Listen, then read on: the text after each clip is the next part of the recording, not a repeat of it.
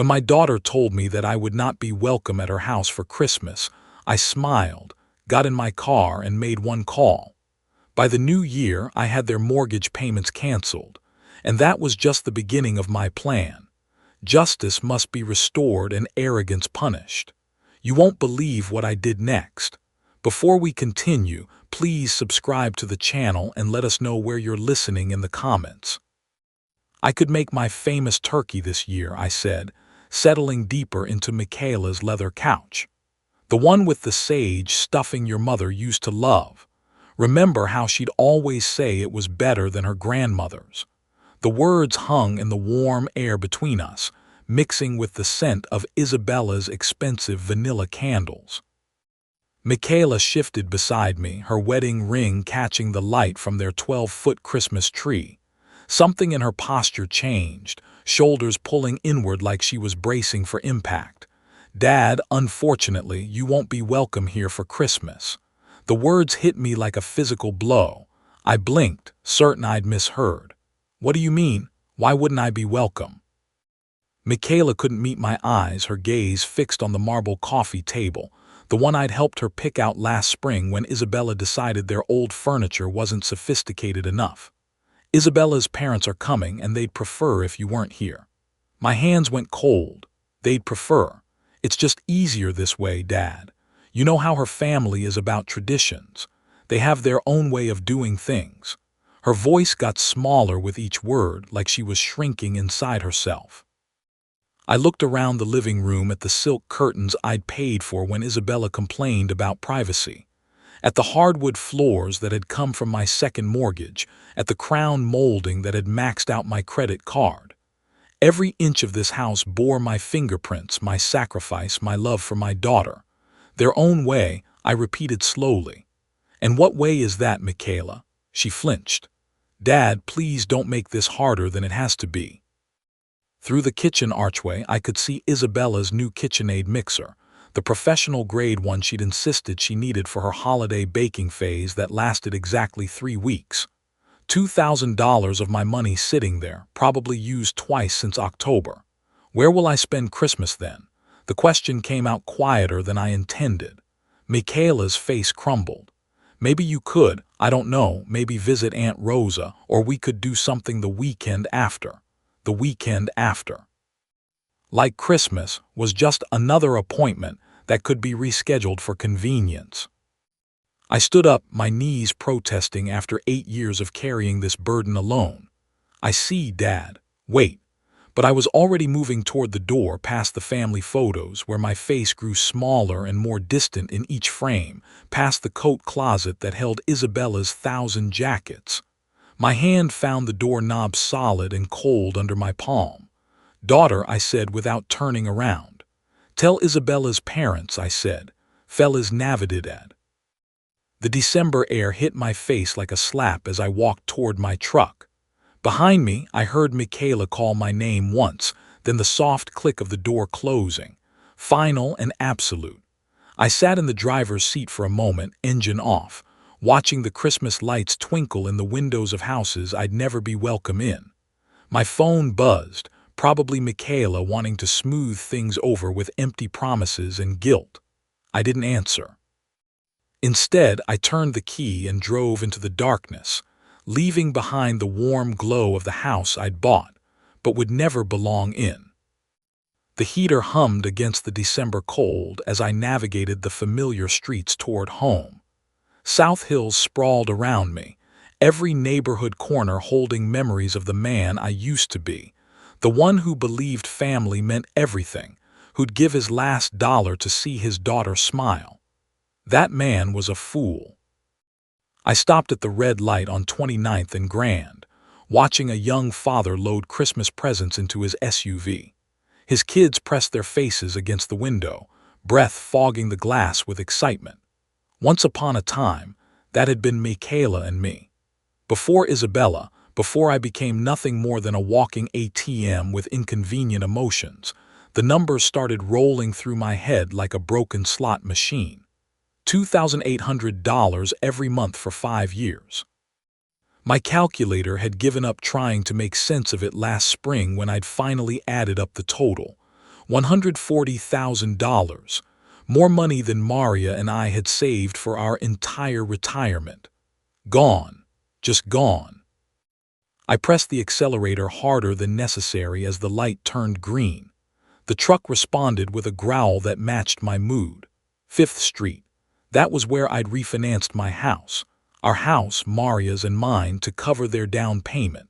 The loan officer had looked at me with pity I hadn't recognized at the time. "Mr. Flores, are you sure about this? You're putting a lot at risk for someone else's investment." Someone else's investment.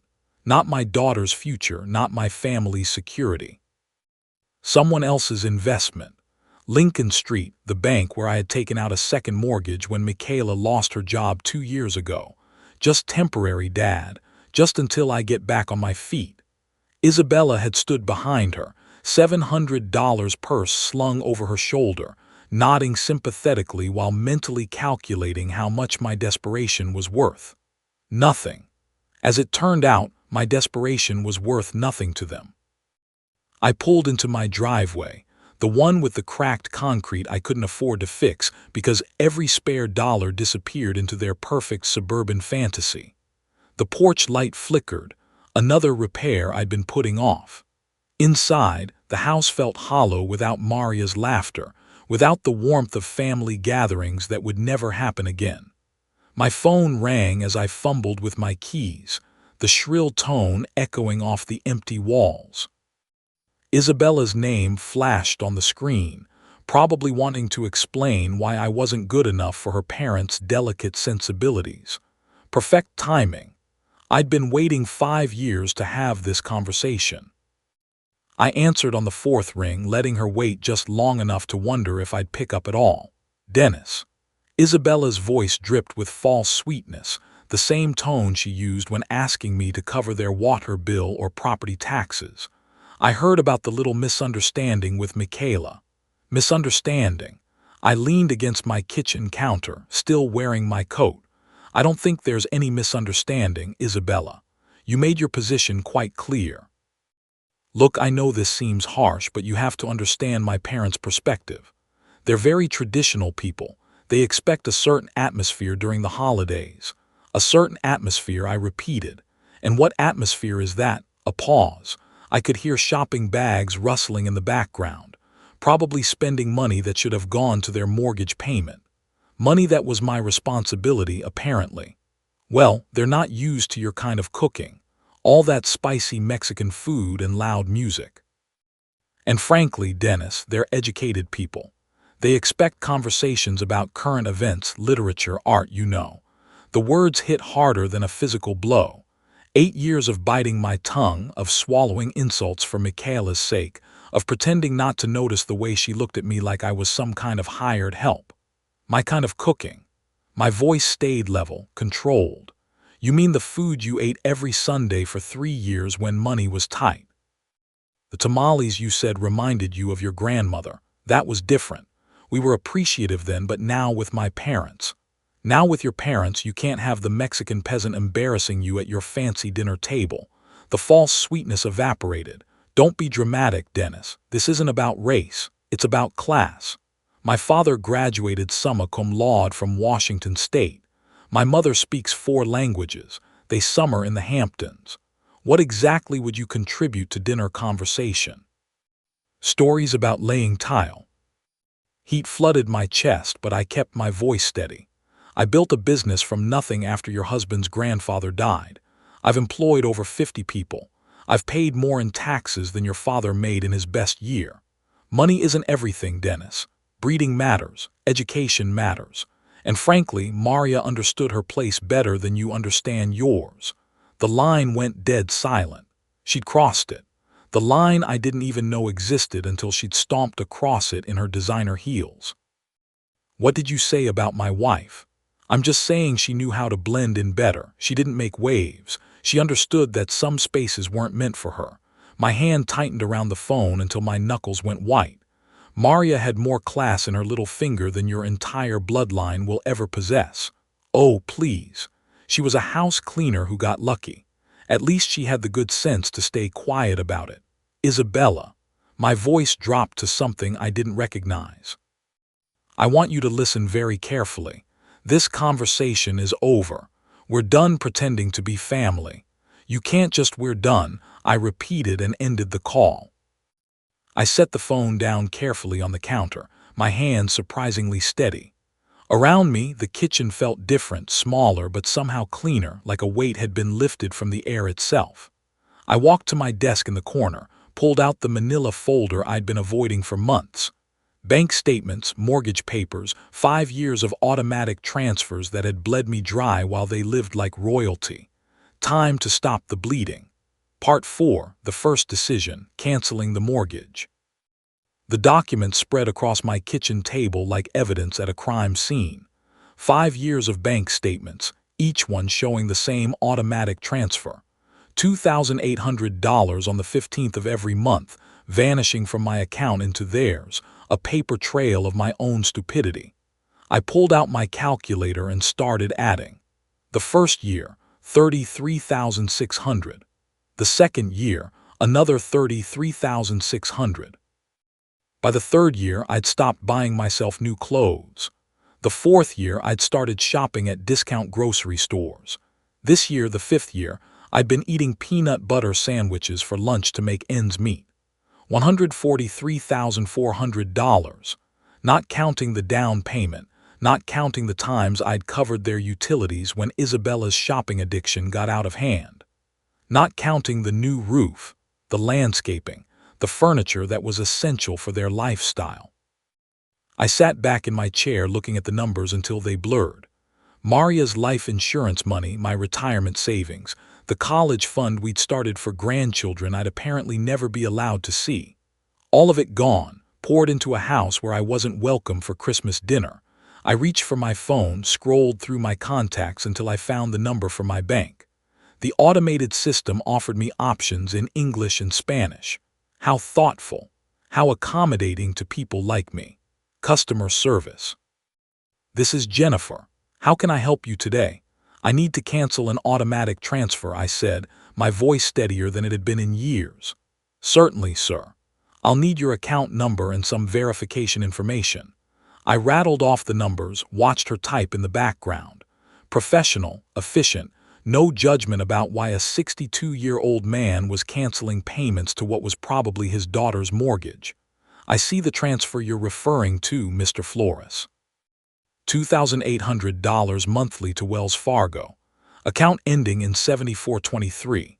How long have you been making this transfer? 5 years. The words tasted bitter. And you want to cancel it effective immediately. I looked around my kitchen at the outdated appliances I couldn't afford to replace, at the walls that needed painting, at the windows that leaked cold air because I'd spent my home improvement money on someone else's castle. Effective immediately, I confirmed. Done. The transfer has been canceled. Is there anything else I can help you with today? No, I said, surprising myself with how good the word felt. No, that's everything. I hung up and sat in the sudden quiet of my house. Outside, December darkness was settling over Spokane. Christmas lights twinkling in windows where families gathered without conditions, without judgment, without the need to hide who they were. For the first time in 5 years, next month's budget would balance. For the first time since Maria died, I could afford to fix my porch light, buy decent groceries, maybe even take a vacation. I gathered up the bank statements, the mortgage papers, all the evidence of my generosity. Then I walked to my fireplace, struck a match, and watched 5 years of martyrdom turn to ash. The fire felt warm on my face, warmer than I'd felt in years. My phone buzzed with a text message, probably Michaela wanting to apologize or Isabella needing money for something essential like new throw pillows. I didn't check it. Instead, I poured myself a glass of the good whiskey, the bottle I'd been saving for a special occasion that never seemed to come. Tonight felt special enough.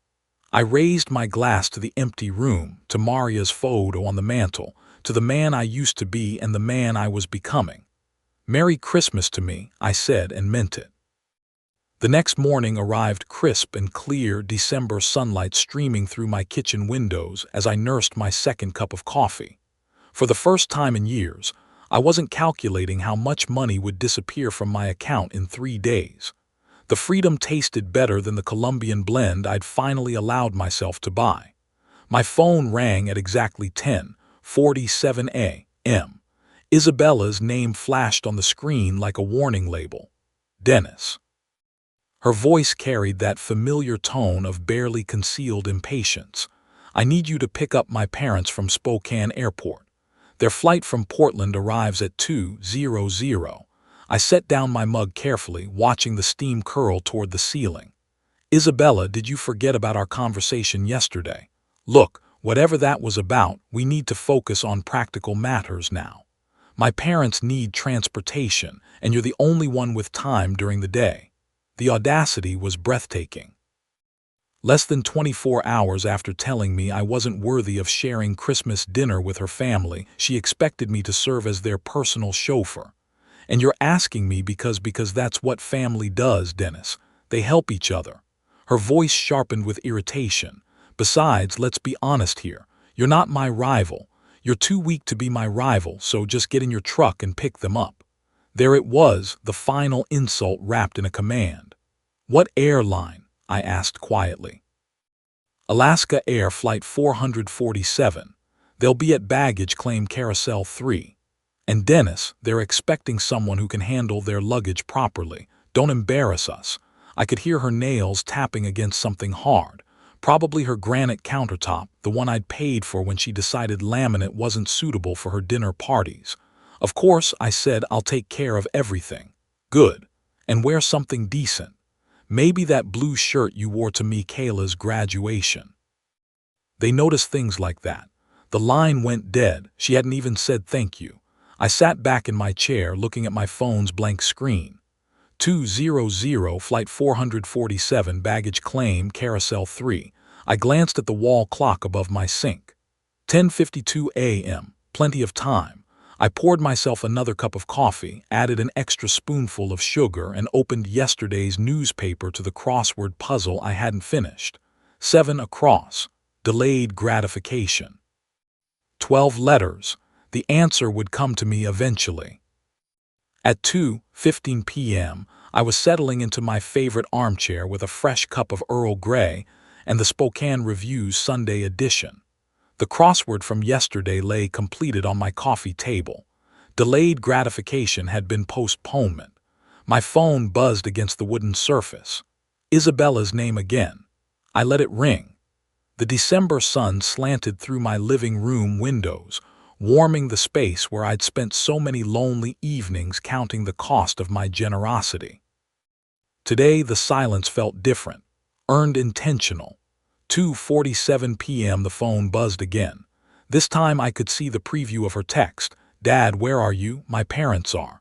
I turned the phone face down and returned to the sports section. The Seahawks had lost again. Some things never changed. By 3:30 my phone had buzzed 6 times.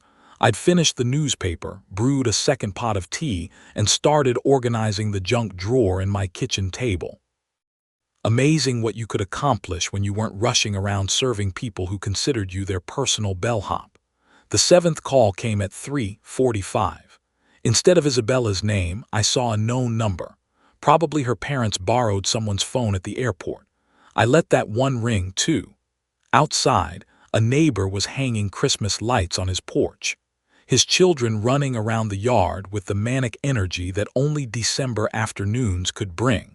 Normal families doing normal things. No one was stranded anywhere, waiting for someone who would never come. 4:15 p.m. my phone started ringing and didn't stop. Isabella, then the unknown number, then Isabella again.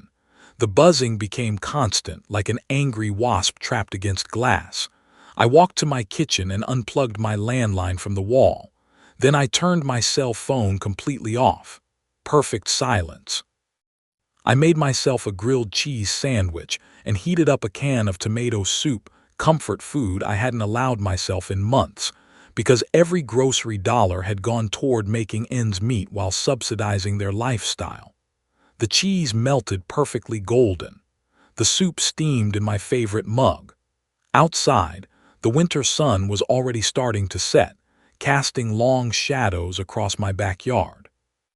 Somewhere across town, 3 people were probably standing in an airport parking garage, arguing about taxi fare, and wondering how their personal servant had the audacity to strand them. The thought made my soup taste even better. By 5:00 p.m., I'd eaten dinner, loaded my dishwasher, and was considering what movie to watch. It had been years since I'd had an entire evening to myself without worrying about emergency calls for money or last-minute favors. I was reaching for the remote when someone started pounding on my front door. Not knocking, pounding, the kind of aggressive hammering that rattled the frame and announced pure fury. I set down my tea and walked slowly toward the sound, already knowing exactly who I'd find on the other side. The pounding intensified as I approached the door, each blow more violent than the last. Through the peephole, I could see 3 figures crowded on my small porch like wolves circling prey. I opened the door to find Cody Jenkins's red face inches from mine. "What the hell is wrong with you?" he shouted, pushing past me into my living room without invitation. "We waited at that goddamn airport for over 3 hours. Catherine followed him, her usually perfect hair disheveled, her lips pressed into a thin line of pure hatred. "This is completely unacceptable behavior from someone your age, Dennis. Absolutely barbaric."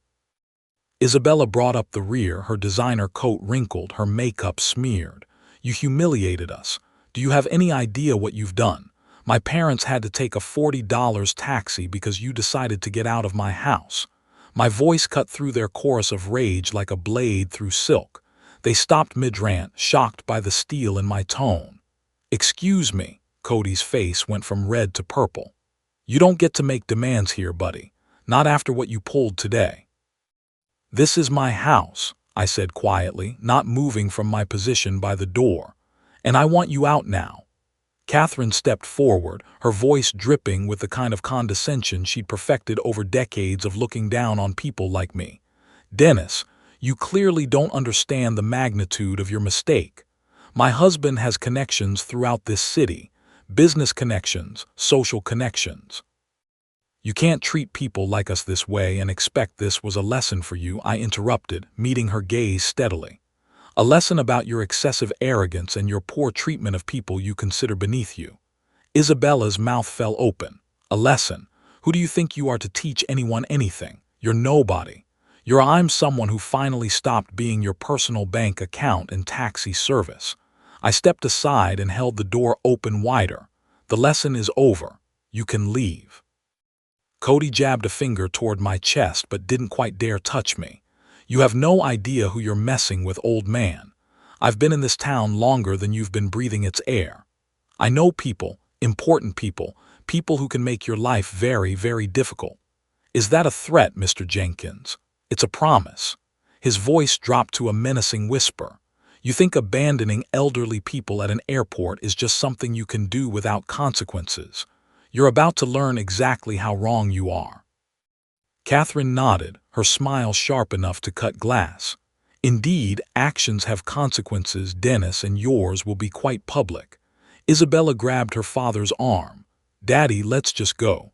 This pathetic old man isn't worth our time." They filed out of my house like a defeated army, but Cody turned back at the threshold. "You'll regret this," he said. "I guarantee it." I closed the door behind them and turned the deadbolt with a satisfying click. Through the window, I watched them pile into their rental car, still arguing among themselves as they drove away into the December darkness. The house felt cleaner with them gone, as if their presence had left a stain that was only now lifting, but their parting words echoed in the sudden quiet. Public consequences, important people, connections. I walked back to my living room and picked up my tea, still warm in its mug. For the first time in this whole mess, I felt something that might have been concern. But it was overwhelmed by something much stronger: anticipation. 3 days later, I was enjoying my morning coffee and scanning the Spokane Review when I saw my own face staring back at me from page 3.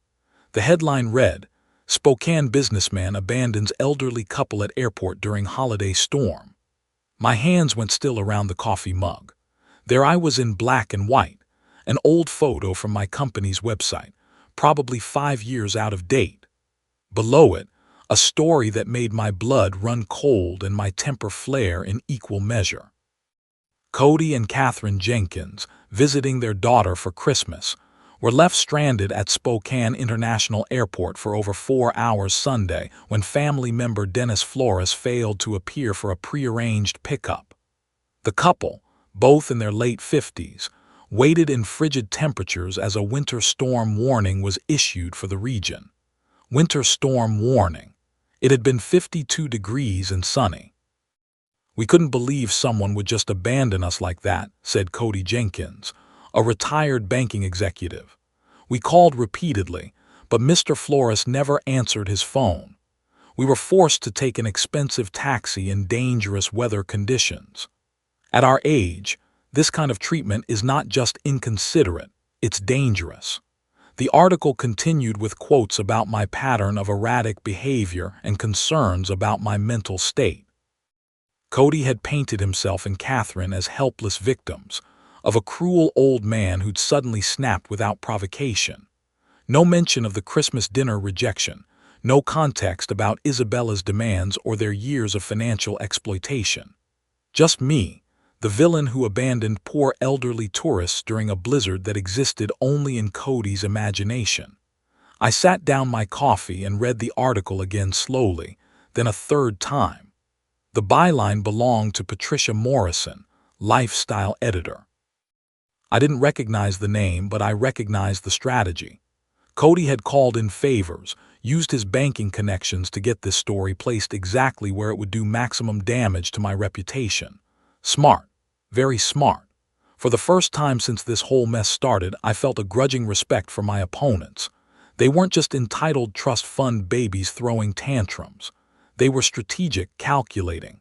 They understood that in a small city like Spokane, reputation was everything. One well-placed newspaper article could destroy decades of hard work. They declared total war.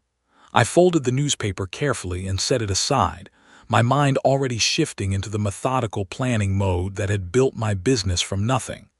This wasn't about airport pickups anymore. This wasn't about Christmas dinner or mortgage payments. This was about winning.